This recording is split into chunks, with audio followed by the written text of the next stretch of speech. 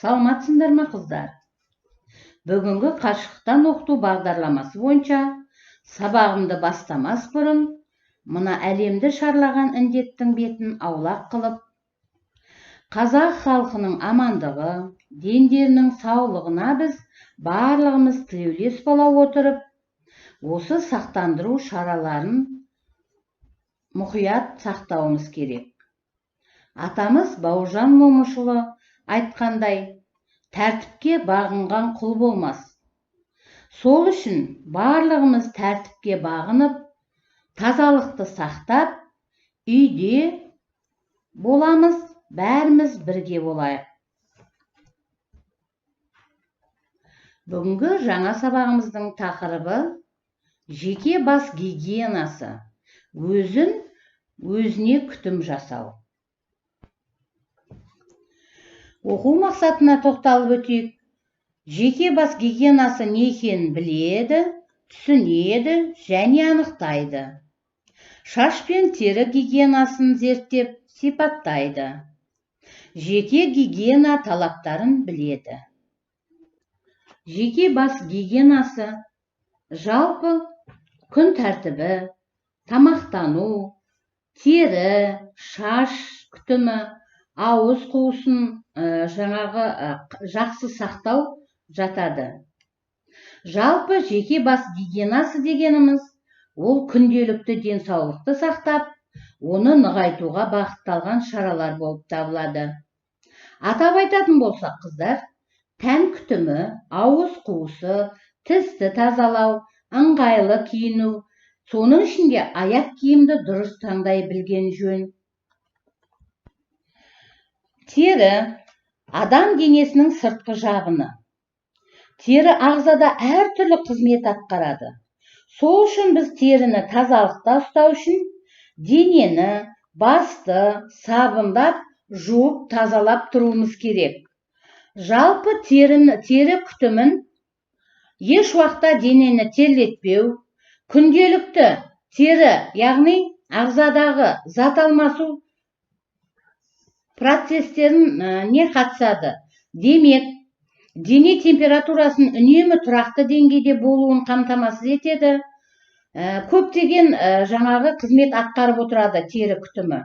Аптасына бір рет тазалап, жуып, оны кептіріп, түрлі жаңағы әртүрлі сақтандыру шараларын жасап отырады.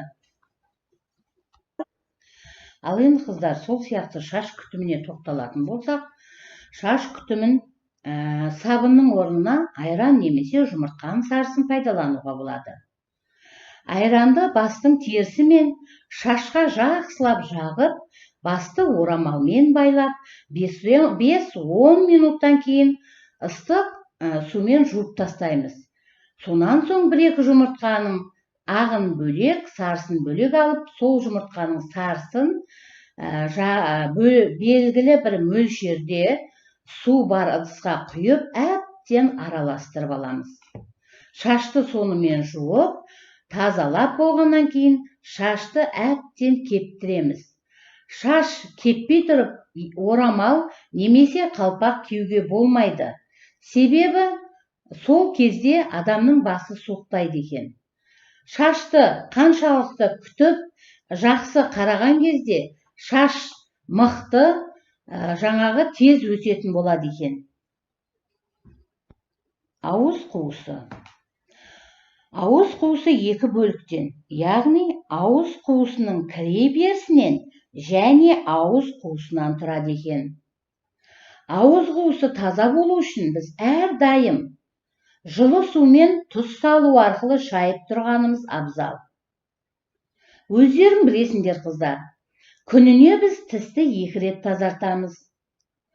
Яғни ысқышты орта есеппен алғанда 4 айда бір ауыстырып тұруымыз қажет.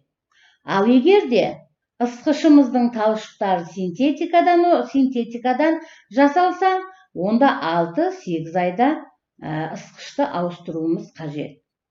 Жалпы бұл ауыз қуысы жақсы күтінген жағдайда тісте құрттамайды, адам ішкен жеген асы да таза өтеді. киім гигиенасы. Киім адамның денесіне киюге арналған бұйым, жасанды жамылғы. Яғни киім. Білесіңдер, қыздар, біз бұрында да сабақтарда өткенбіз. Киім қай ғасырда пайда болды?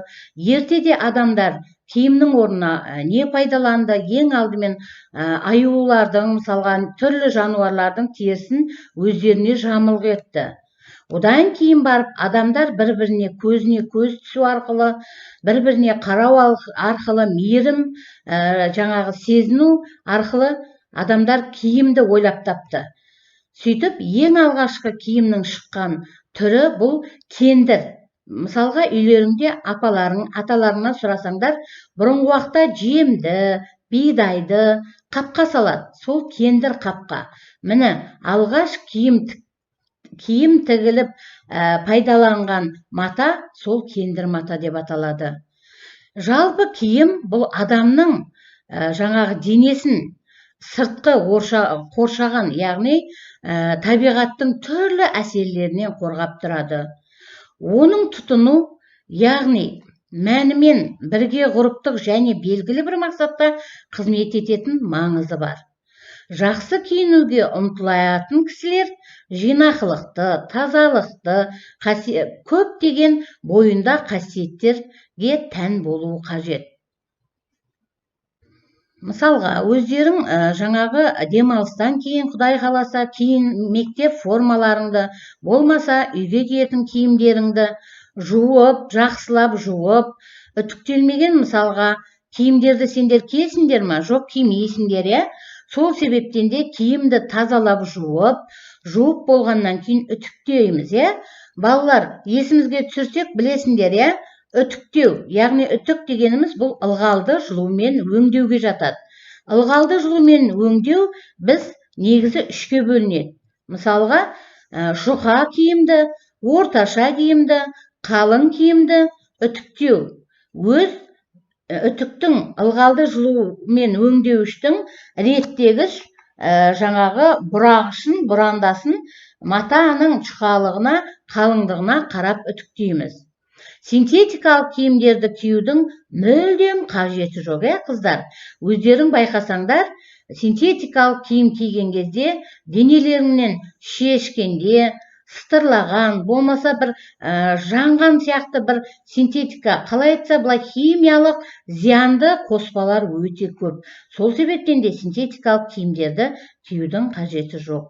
Өйткені адам денесінің терлеуіне байланысты тер киімге сіңбей, тері үстінде болып бірнеше жұқпалы ауру таратуы мүмкін. Аяқ киім.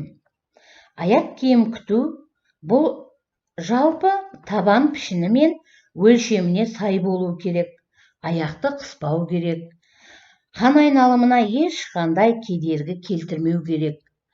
Аяқ киім ыңғайлы болған жағдайда адам жүрісі де, өзінің қозғалысы да дұрыс қалыптаса алады. Егер де аяқ киім қысса, қан айналымына кедергі болып, аяқ өте қатты ісіп кетеді. Қазақта, қыздар, мақал бар. Дүниенің кеңдігін қайтейін, аяқ киім тар болған соң деп. Мінекей, демек біз қандай жағдай болғанда да аяқ киімді жақсылап күтуіміз керек.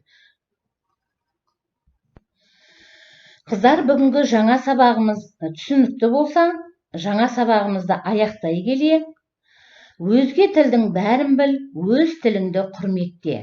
Демек, қыздар, сендер барлықтарың қазақ тілін, орыс тілін, ағылшын тілін күнделікті сабақта өтіп жүрсіңдер, Енді бүгінгі біздің жаңа сабағымызда кездескен сөздіктердің қазақ тілінде, орыс тілінде, ағылшын тілінде атап айтайық.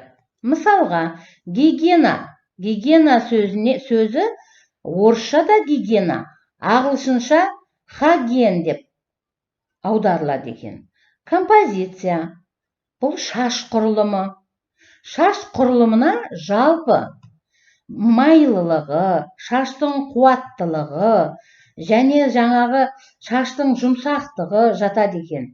Бұл ағылшын тілінде де composition деп аударылады екен. Тері, қазақ тілінде тері, орыс тілінде кожа, skin деп аударылады екен ағылшын тілінде. Бактерия, үш тілде де бактерия болады екен. Шаш, волос, hair. Демек қыздар, осы үш тілде өздерің үйде маған кері байланысқа шығып, түсінбеген сұрақтарың болса, қосымша білгілерің келетін мәліметтер болса, менің өзіме кері байланысқа шығып отырыңдар. Демек қыздар, бүгінгі жаңа сабағымыз түсінікті болса, осы жаңа сабағымызды қорытындылай келе қыздар, сабағымызды аяқтап, мынау осы жаңа сабақта түсінбеген мағлұматтарың болса, өздерің қалай күтінесіңдер үйде, өздеріңнің дәптерлеріңе тақырыпты сабағымыздың жаңа сөздіктерді жазып қойыңдар. Түсінбеген сұрақтарың болса, маған кері байланыс беріп отырыңдар. Сау болыңдар. Келесі сабаққа дейін күн нұрлы, барлығымыз отбасымыз аман болсын. Бірге болайық, үйде болайық.